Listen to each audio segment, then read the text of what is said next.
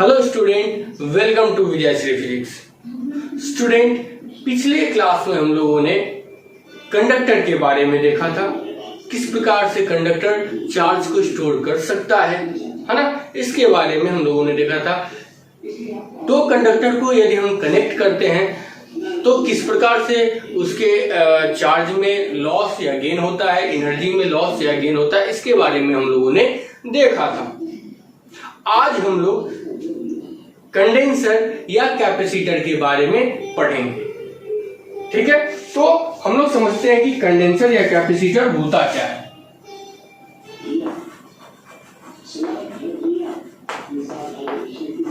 Capacitor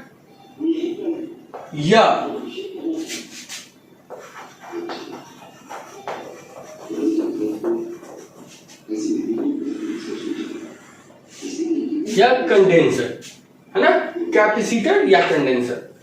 तो देखिए दोनों सेम चीज है ना।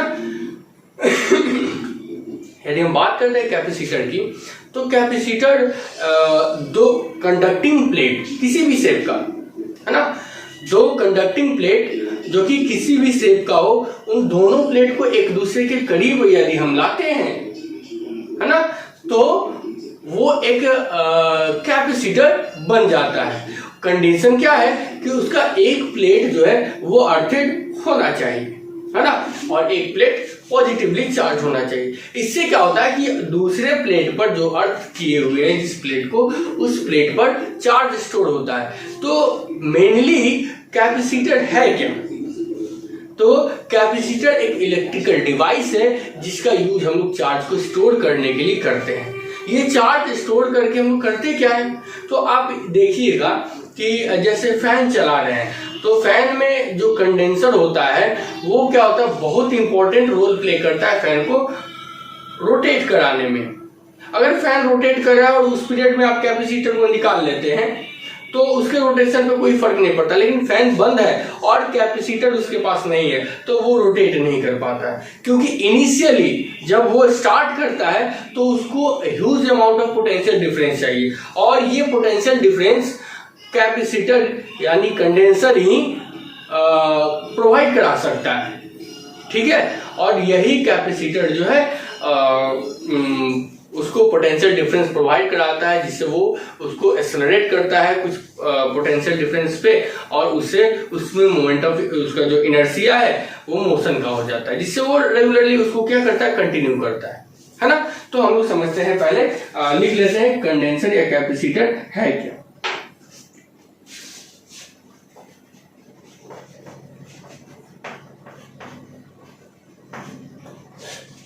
तो it is a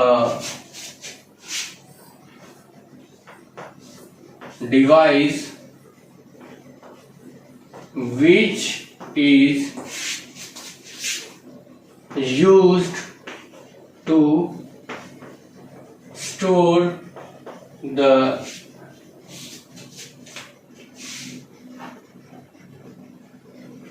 charge है ना। यह एक ऐसा यंत्र है जो आवेश को स्टोर करने के काम आता है ना। It is made by two conducting plate of any shape है ना।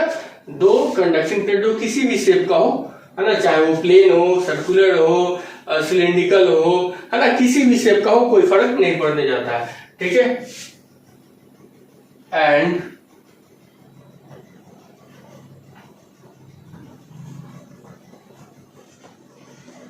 separated by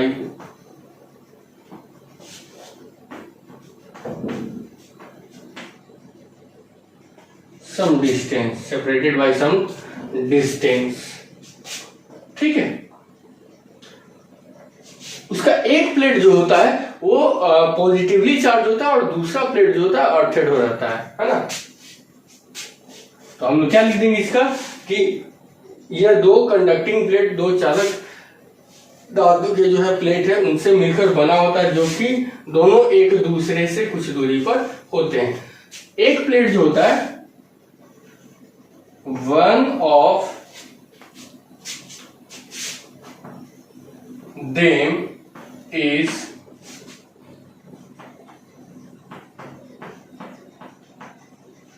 positively charge and other is earthed। देखिए डायग्राम इसका,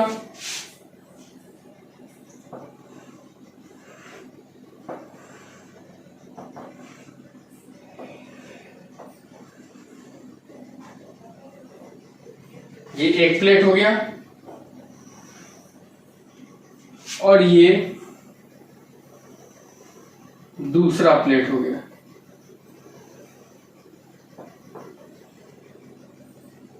ठीक है, ये वाला जो है अर्थेड है और ये वाला क्या है, पॉजिटिवली चार्ज है। चार्ज जो है यहां से इंडक्शन के मेथड से माध्यम से यहां से इस पे आ रहा है, तो ये इस पे आ जाएगा प्लस और इस पे आ जाएगा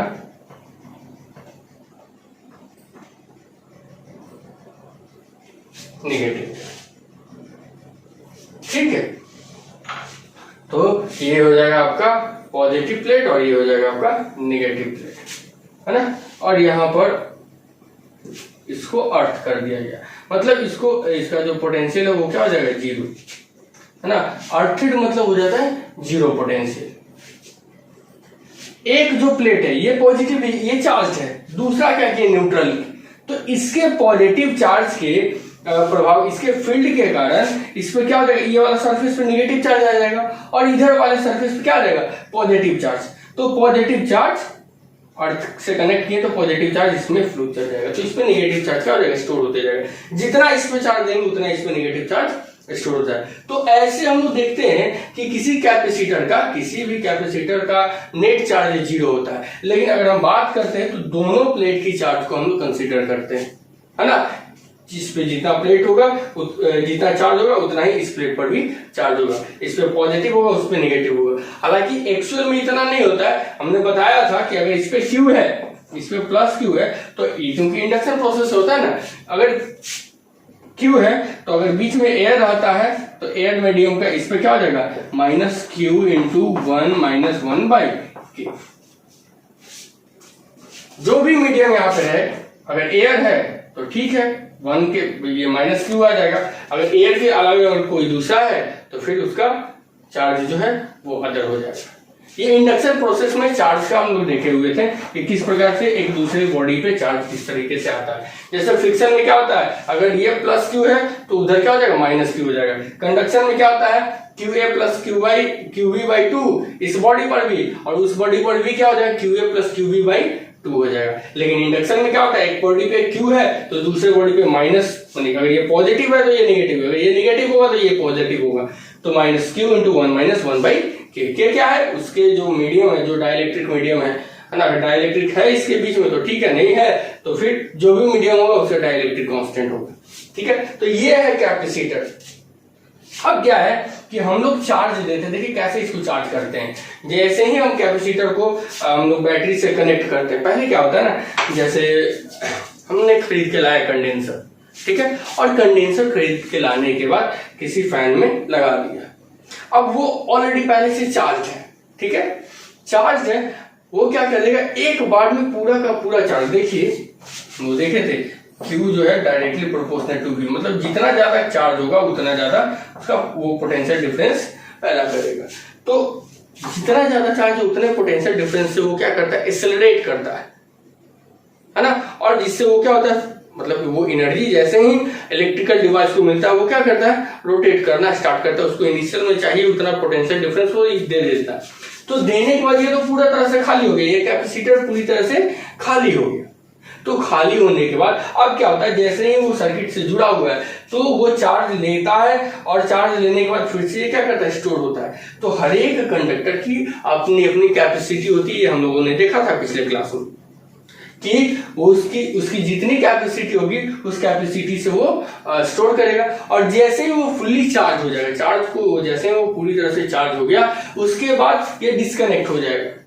मतलब क्या हुआ कि चार्ज कैरियर जो है वो इनएक्टिव हो जाएंगे। वही चार्ज कैरियर ना इस पे चार्ज ला के जमा कर रहा था, तो चार्ज कैरियर इनएक्टिव हो जाएंगे। और इनएक्टिव होने के केस में क्यों इनएक्टिव हो जाएंगे, तो जो सर्किट का पोटेंशियल डिफरेंस है और इन दोनों प्लेट के बीच का जो पोटेंशियल डिफरेंस है दोनों क्या हो जाएगा, सेम हो जाएगा। और जैसे ही पोटेंशियल डिफरेंस दोनों का सेम हो जाएगा तो वो स्मूथली मूव कर जाएगा। ये वही वाला हाल हुआ जैसे ये गड्ढा हो गया, ठीक है, गड्ढा से हमने पानी निकाल के खेत में पटा दिया और जैसे ही पानी इसमें भरा तो ये कब तक भरेगा, जब तक ये फुल नहीं हो जाएगा। और जैसे ही ये फुल हो गया तो अब क्या हो जाएगा, इसके ऊपर से वाटर जब फ्लो करेगा तो वो सीधी तौर पे आगे की ओर निकल जाएगा। इसमें फिर अंदर जाने की जरूरत नहीं है क्योंकि ये इसी लेवल पे आ गया है। वही चीज होता है कि पहले इसमें लैक ऑफ चार्ज था तो चार्ज को कम पहले भरा और भरने के बाद फिर जैसे ही ये फुल हो गया तो वो स्मूथली निकल गया। तो ये था हमारा कंडेंसर या कैपेसिटर। आप इजी वे में खुद से आप घर पे बना सकते हैं, है ना। तो घर पे जो बनाइएगा उसमें आप डाइलेक्ट्रिक्स का यूज कीजिएगा, है ना। डाइलेक्ट्रिक्स क्या हो जाता है, प्लास्टिक हुआ, कागज हुआ, गद्दा हुआ, तो दो आप मेटालिक फॉइल जैसे गोल्ड फॉइल हुआ या फिर एल्यूमिनियम, होटल में जाते हैं तो होटल में जो खाना पैक करके दिया जाता है एल्यूमिनियम फॉइल में दिया जाता है ना। तो उस फॉइल को लाते हैं, उस पत्ती को लाते हैं, दो काट लेते हैं इतना छोटा छोटा और बीच में क्या करते हैं, कागज, गद्दा या प्लास्टिक को डालते हैं, है ना। और उसमें फिर क्या करते हैं, सारे फॉइल को आप एक वायर से, मतलब ये ले लिए एक प्लेट, ठीक है, इसमें वायर एक तरफ से ऐसे लगा लिए, दूसरा प्लेट लिए इसमें इधर से लगा लिए और बीच में क्या कर दिया, प्लास्टिक या फिर कोई भी चीज गत्ता डाल दिए और सबको गोंद से चिपका दिए एक दूसरे पर। और उसके बाद फिर क्या कर देंगे, सबको रोल कर देंगे। तो रोल करने के बाद हमारे पास इस तरह का डिवाइस मिल जाएगा और ये एक कैपेसिटर की तरह बिहेव करेगा। इसको पहले हम लोग चार्ज करना चाहे तो चार्ज कर सकते हैं, चार्ज करने के बाद फिर ये एक कंडेंसर या कैपेसिटर की तरह बिहेव करेगा। अब बात करते हैं कि यदि हम क्यू चार्ज देते हैं,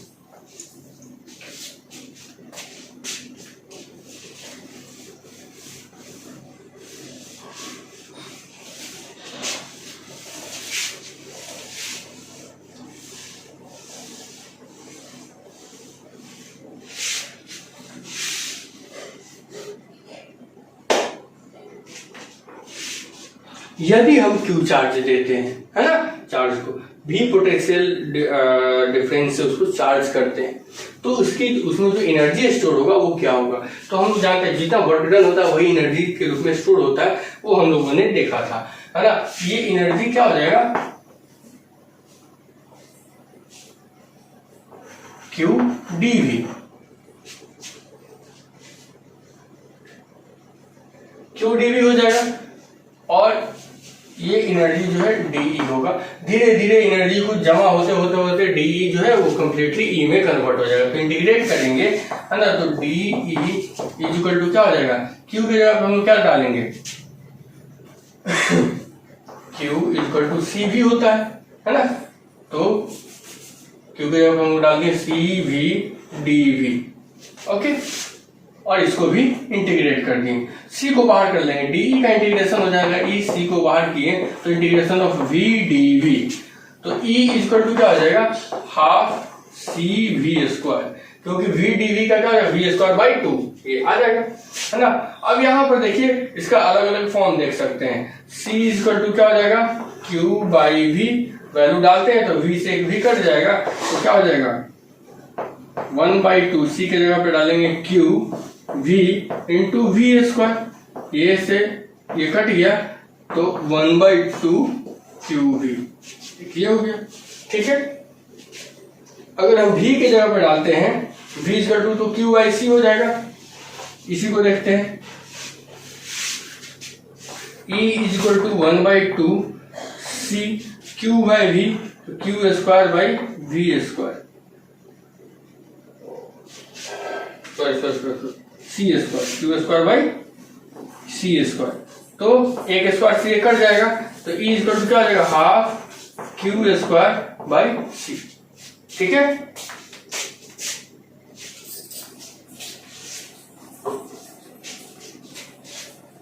Q स्क्वायर बाई C हो जाएगा। ठीक है, तो यहाँ पर देखिए हमारे पास जो कैपेसिटर या कंडेंसर की जो एनर्जी है वो हमें क्या प्राप्त हुई, 1/2 CV square it is equal to 1/2 QV it is equal to 1/2 Q square upon C। देखिए जब हम किसी कैपेसिटर को चार्ज करते हैं, जिस एनर्जी से चार्ज करते हैं, तो वो हाफ एनर्जी को चार्ज कर, हाफ एनर्जी से वो चार्ज होता है और हाफ जो है हीट एनर्जी के रूप में लॉस हो जाता है। ठीक है, तो हम लिख सकते हैं if we charge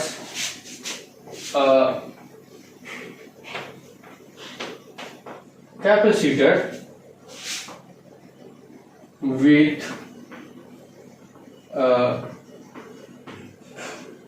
energy, then it's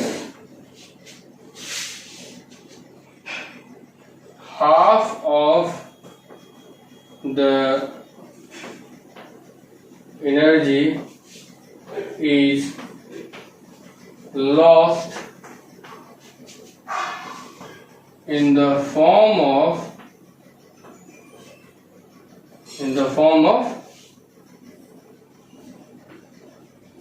heat, है ना।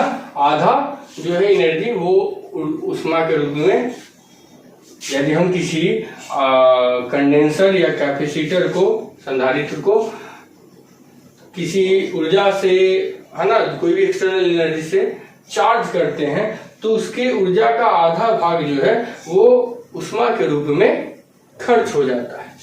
तो ये था हमारा कैपेसिटर। ठीक है, कैपेसिटर बहुत प्रकार के होते हैं, तो आप लोगों को मेनली हम जो है पढ़ाएंगे वो parallel plate capacitor,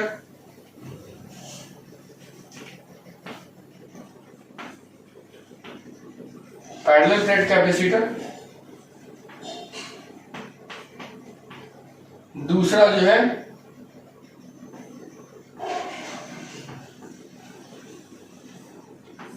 cylindrical capacitor,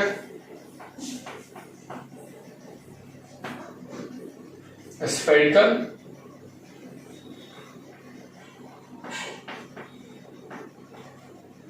है ना। ये तीन जो है वो हम पढ़ेंगे। ठीक है, और इस पर क्वेश्चन कुछ बनाएंगे। ठीक है, तो अब इसके बाद हम लोग देखेंगे कि जो पैरेलल प्लेट कैपेसिटर या फिर किसी भी कैपेसिटर की अगर हम बात करते हैं, तो उन दोनों के बीच का गैप जो है वो पहले एयर या वैक्यूम के से भरा हुआ था। अब उसमें हम क्या करेंगे, डाइलेक्ट्रिक्स डालेंगे। तो डाइलेक्ट्रिक्स क्या होते हैं, है ना, और कितने प्रकार के होते हैं। तो डाइलेक्ट्रिक्स के बारे में हम लोगों ने ऑलरेडी इलेक्ट्रोस्टैटिक्स के शुरुआत में ही हम लोगों ने ये जाना था कि डाइलेक्ट्रिक्स बेसिकली क्या होते हैं, इंसुलेटर होते हैं, है ना। और उसको हम लोगों ने डिफाइन भी किया था, dielectrics are basically an insulator which does not conduct the electricity, but in the presence of external field it transmit the electrical effects। मतलब अगर डाइलेक्ट्रिक्स की बात करें तो वो मतलब एक तरह से मानिए तो वो कुचालक है। वो क्या है, एक कुचालक है। वो चार्ज को कंडक्ट नहीं करता है। चार्ज अगर उसके पास है तो वो उसको एक जगह से दूसरी जगह भेजेगा नहीं, लेकिन इलेक्ट्रिकल इफेक्ट्स जो है उसके द्वारा, जो अगर बाहरी फील्ड में उसको डाला जाए तो उसके द्वारा जो इलेक्ट्रिकल इफेक्ट्स जो है वो ट्रांसमिट कर दिए जाएंगे, है ना। उसका और ज्यादा फील्ड अप्लाई करके उसमें ब्रेकडाउन भी लाया जा सकता है। ठीक है, तो हम लोग पहले डाइलेक्ट्रिक्स के बारे में पढ़ते हैं। तो पहले इसको नोट कर लीजिए, फिर हम लोग डाइलेक्ट्रिक्स पढ़ते हैं। अब हम लोग पढ़ेंगे डाइलेक्ट्रिक्स के बारे में। ठीक है, तो समझते हैं, पहले लिखते हैं हम लोग डाइलेक्ट्रिक्स होता क्या है।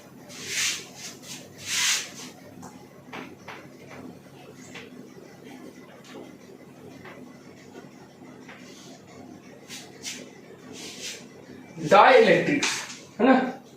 डाइलेक्ट्रिक्स को हम डिफाइन कर सकते हैं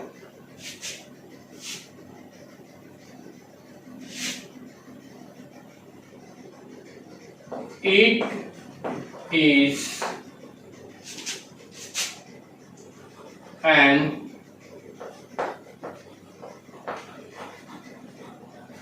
इंसुलेटर, मतलब लिख सकते हैं नॉन कंडक्टिंग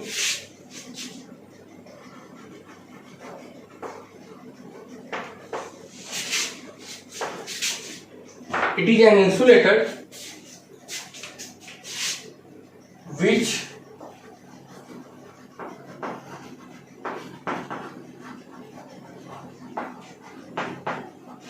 transmit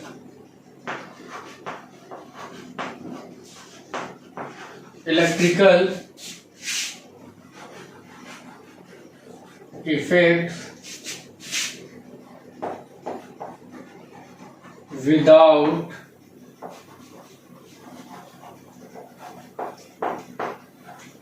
कंडक्टिंग, है ना। तो डाइलेक्ट्रिक्स क्या है?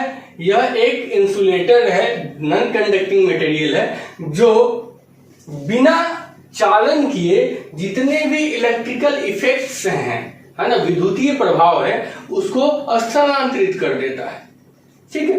अब देखिए डाइलेक्ट्रिक्स जो है दो प्रकार का हो जाता है।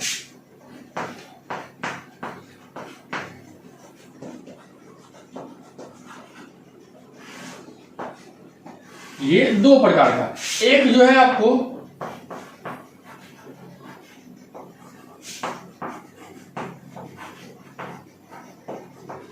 पोलर डाइलेक्ट्रिक्स और दूसरा हो जाता है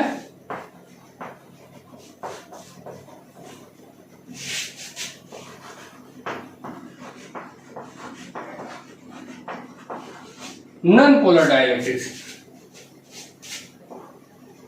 पोलर और नॉन पोलर। तो पोलर डाइलेक्ट्रिक्स क्या है, नॉन पोलर डाइलेक्ट्रिक्स क्या है, ये समझते हैं। पोलर डाइलेक्ट्रिक्स क्या है कि ये है तो ठीक है, एक इंसुलेटर एक डाइलेक्ट्रिक्स ही है, लेकिन इसके पास, इसके सारे मॉलिक्यूल्स के पास मतलब फाइनाइट डाइपोल मोमेंट जरूर रहता है ना, किसी ना किसी डायरेक्शन में रहता है। लेकिन पूरे सिस्टम के अगर फील्ड अप्लाई नहीं किया है तो उसका नेट डाइपोल, वो पूरा का पूरा जो सिस्टम है उसका पूरा का पूरा नेट डाइपोल मोमेंट जो है वो जीरो मिलता है। क्योंकि देखिए ऐसे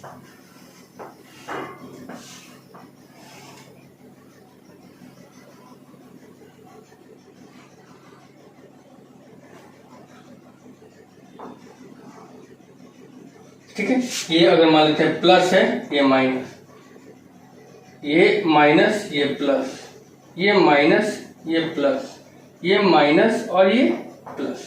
तो देखिए निगेटिव से पॉजिटिव इधर की तरफ एम है कि नहीं, तो सबका है, सारे के सारे जो मॉलिक्यूल्स है, इसमें 4 मॉलिक्यूल्स हम दिखा रहे हैं, तो सारे के पास नेट डाइपोल मोमेंट है, लेकिन ये सारे के सारे रैंडमली ओरिएंटेड हैं।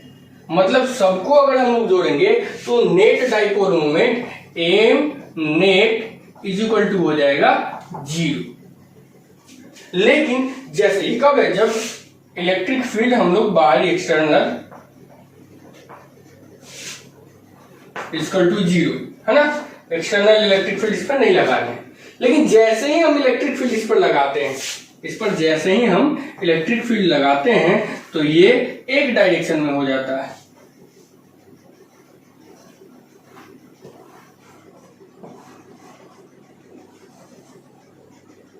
ना,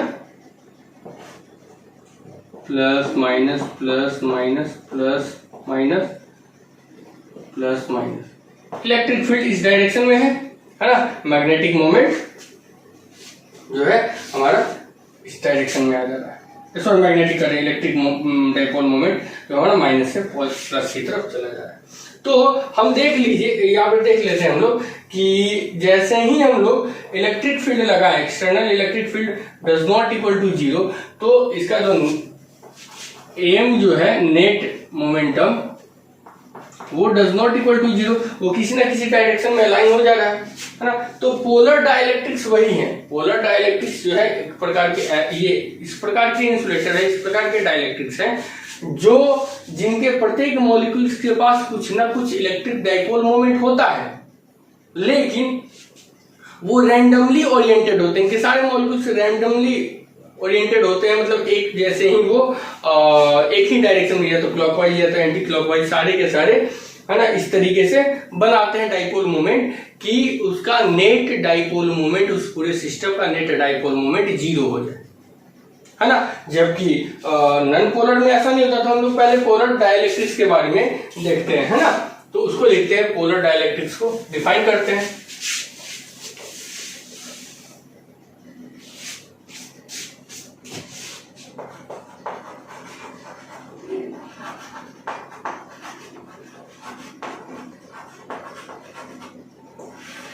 पोलर डाइलेक्ट्रिक्स, तो पोलर डाइलेक्ट्रिक्स क्या है जी? तो in this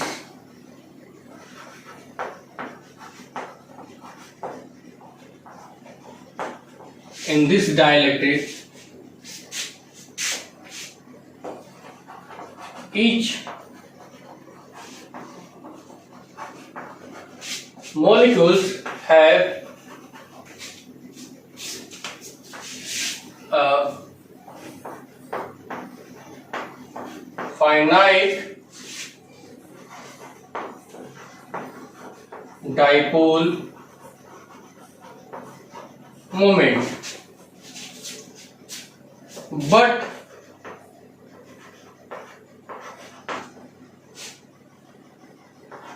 these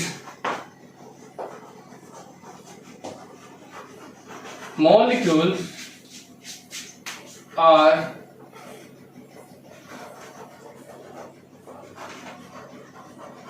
randomly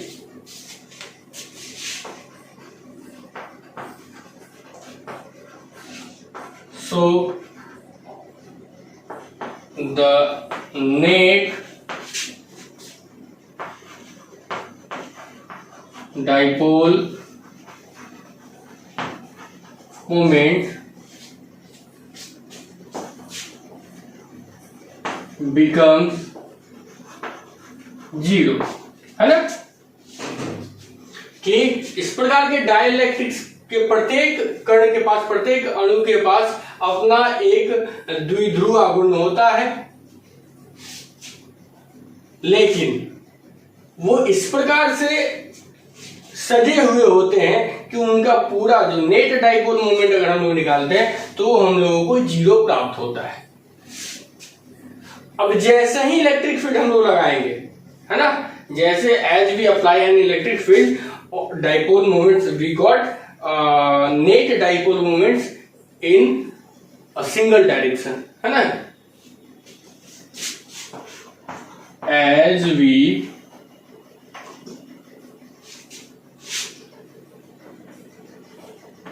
apply electric field we got a net dipole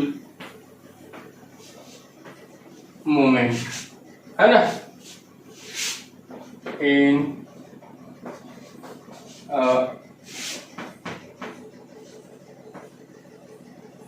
common direction, common direction में मिलता है।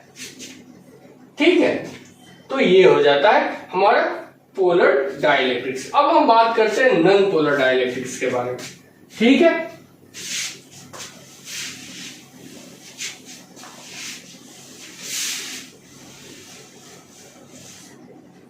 चलिए पोलर डाइलेक्ट्रिक्स के कुछ एग्जांपल्स जो हैं, CH4 कर रहे हैं, NH3CO2, इस तरह के जो मॉलिक्यूल्स होते हैं ये क्या होते हैं? पोलर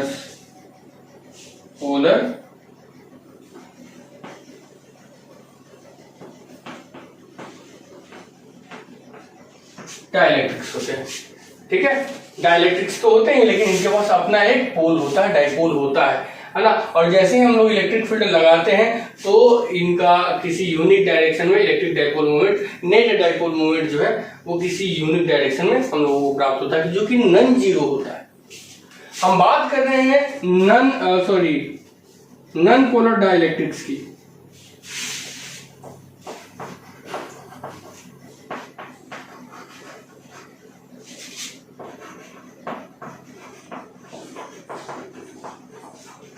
नॉन पोलर डाइलेक्ट्रिक्स, तो ये इस प्रकार के डाइलेक्ट्रिक्स हैं जिनके जो मॉलिक्यूल्स होते हैं उनका नेट डाइपोल मोमेंट जीरो होता है, उनके पास डाइपोल मोमेंट होता ही नहीं, है ना। नॉन पोलर डाइलेक्ट्रिक्स के यही पहचान है। जैसे आपके पास बेंजीन हुआ, है ना, बेंजीन हुआ, मीथेन हुआ, है ना, आपके पास नाइट्रोजन हुआ और ऑक्सीजन भी, है ना। ये जो मॉलिक्यूलर फॉर्म में, ये सारे के सारे क्या है, मॉलिक्यूलर फॉर्म में। तो ये सारे के सारे जो है वो डाइलेक्ट्रिक्स, किस प्रकार के डाइलेक्ट्रिक्स है, नॉन पोलर के डाइलेक्ट्रिक्स हैं। इनके पास अपना डाइपोल मोमेंट नहीं होता, लेकिन अगर हम एक्सटर्नल फील्ड डालते हैं, इन पर एक्सटर्नल फील्ड लगाते हैं, तो इट मे बी पॉसिबल कि इनके पास एक डाइपोल मोमेंट, ये किसी एक डायरेक्शन में अलाइन हो जाते हैं इनके मॉलिक्यूल्स। ठीक है, तो हम लोग लिख सकते हैं these are the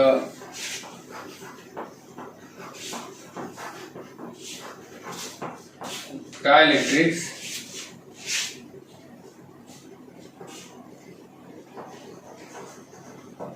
which molecules have not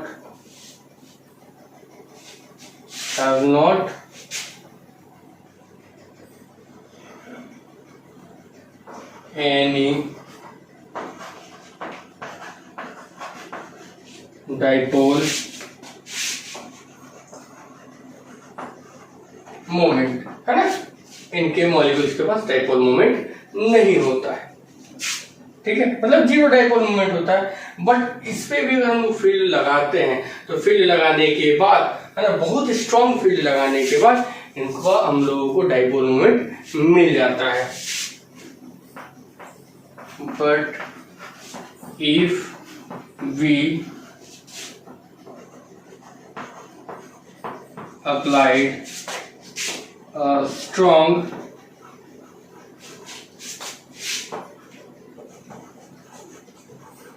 electric field, we got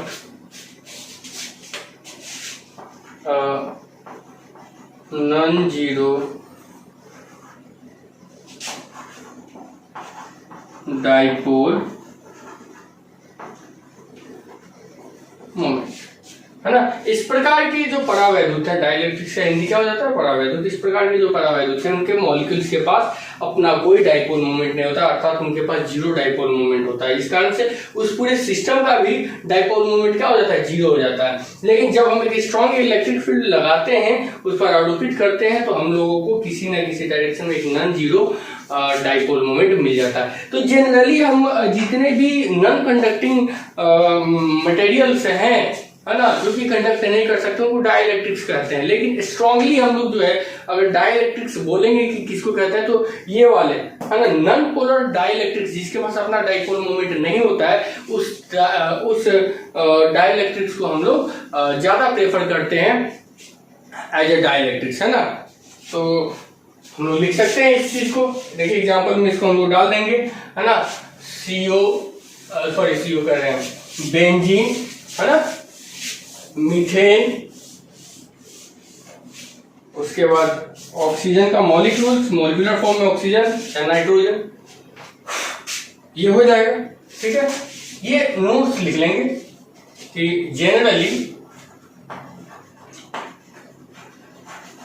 generally any non-conducting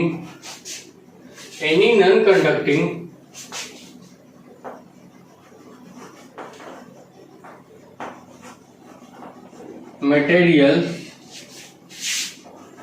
are called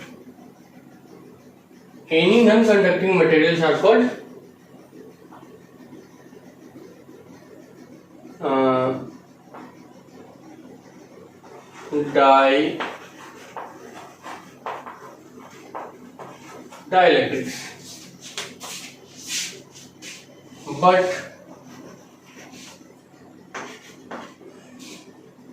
the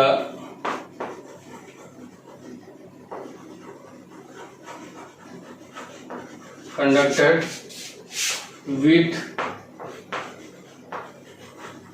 zero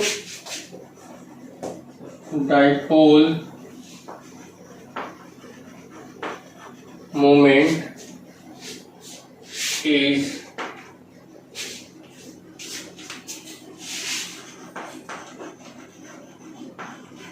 strongly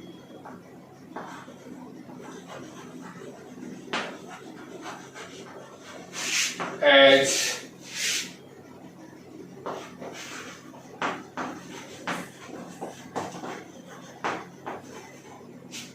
dielectrics. ठीक है, साधारणतः सारे के सारे अचालक पदार्थ जो है डाइलेक्ट्रिक्स उनको बोल सकते हैं, लेकिन वैसे अचालक जिनका डाइपोल मोमेंट जीरो है उसको हम लोग मतलब उसको काफी जोर से कर रहे हैं, है ना, बहुत ही ज्यादा यूज करते हैं एज अ डाइलेक्ट्रिक्स, है ना। अब जो है वो हम लोग पढ़ेंगे कि किस प्रकार से डाइलेक्ट्रिक्स का पोलराइजेशन होता है ना, और उसके बाद डाइलेक्ट्रिक कांस्टेंट क्या होता है, डाइलेक्ट्रिक्स का ब्रेकडाउन क्या होता है और डाइलेक्ट्रिक्स का स्ट्रेंथ क्या होता है।